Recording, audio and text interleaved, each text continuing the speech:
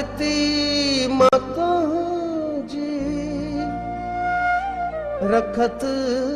नींदे नींदे रंदो तुझो कर्जी माथी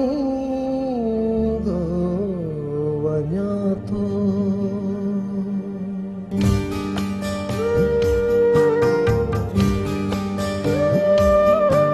मुझे जिस्म वारे मिट्टीअ जे हिसे खे तुंहिंजा थोरा जो कुन ऐं फयकून वेले पंहिंजी वारसी ॾेई तो पंहिंजो बणायो न ॼाणा तो केॾनि जुगनि खां मुंहिंजो ख़ाकी ॼाणो तहन में लिकायो।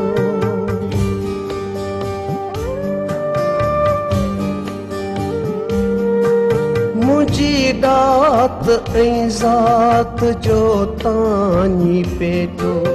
अलोलियुनि उदासियुनि ऐं लोचुनि जो खेटो चिटियुनि चांडोकियुनि बाख बलबनि जो जोतूं हयातीअ जे हुस्ना कीन वारियूं सोचूं विछोड़े जा नोहा वसुल जा जमाला गुलामीअ ग़रीबीअ जा पिटका बाजारा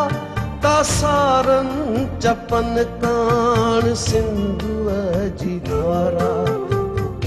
पेट लाइ संग कणकुनि जा ॿारा मुंहिंजे भाङे वारा बचाए रखिया सदियुनि खां तो मूं लाइ संभाले रखिया।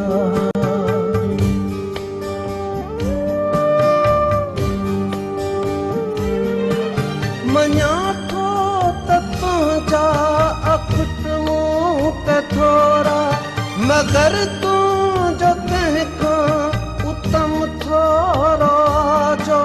सदा सब्ज़ गोशे जी सुहिणीअ घिटीअ ते तुंहिंजी पाक पवित्रता वारीअ मिटीअ ते ओ धरती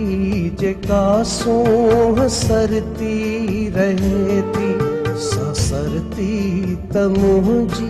सॼी शाइरीअ में सुंदरता जूं सहसी रंगीनियूं भरे थी विटुनि जा वराकनि में गूंजूं गजे थी सिटुनि में सभीता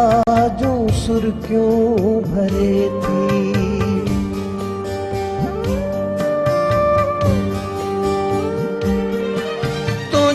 सांवरियुनि सांझियुनि में ओ धरती मिठियुनि चलियुनि मौसमुनि में ओ धरती हुकान सां पंहिंजे हसी बुत खे महके सुगंधनि सां विंझी सुरहाणियूं सजाए भरते घाटा डिघावार छोड़ियो विंगस मिचे ते नवां वेस पहिरियो टकोरल अंगन के उजारियूं हले थी चुनीअ खे दंदन में चके जो तके थी पटीहर पेरनि में जो पायल बधे थी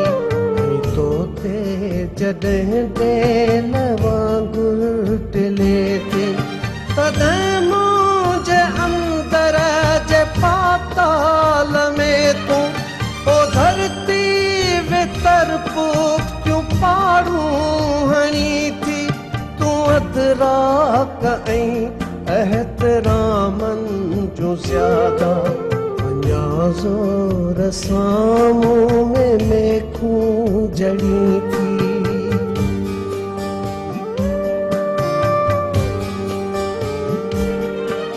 ते बादी त तसव्वुफ़ जा विर्द ऐं वज़ीफ़ा मिटीअ सां माण्हूअ जे सुबंध जा सिरिश्ता चुमियुनि चाह चुस्कियुनि गिराटियुनि जा कुश्ता निबातुनि पताशुनि ढंढेरनि जा गुटका अनोखियुनि अदाउनि इशारनि जा चुटका ओ मुंहिंजी मिठी सिंध तूं थी पवीं थी जेॾुल पीअं तूं जिंद साण जड़जी पवीं थी तूं एॾा